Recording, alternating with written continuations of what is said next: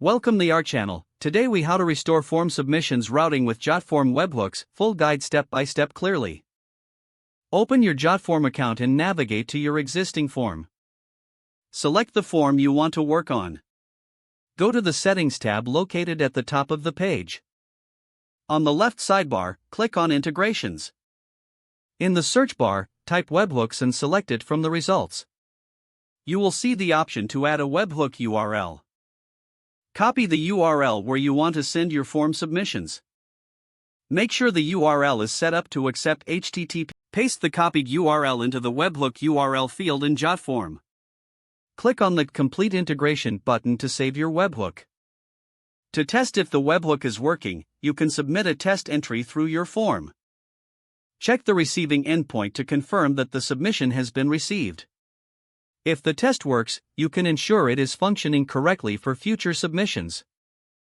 If it doesn't work, double-check the URL and integration settings for errors. Revisit the webhook settings in Jotform if any adjustments are necessary. Once everything is confirmed, your routing for form submissions is restored. You can continue to monitor the submissions through your endpoint to ensure continued functionality. If the page does not load, refresh the browser or try again in a private or incognito window. Make sure you are using the correct email address, then retype it carefully to avoid small typos. If your password is not accepted, use the reset option and create a new strong password you can remember. Check your spam folder for verification or security emails, then complete any requested confirmation steps. Enable two-factor authentication if available to improve account security and reduce unauthorized access risk. After signing in, review your profile details so your contact information and settings are accurate and current. If you see an error message, note it down and try again after restarting your device and internet connection. Log out when you finish, especially on shared devices, to keep your account and payment information secure.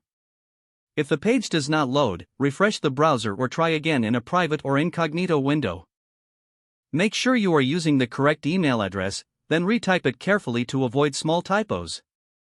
If your password is not accepted, use the reset option and create a new strong password you can remember.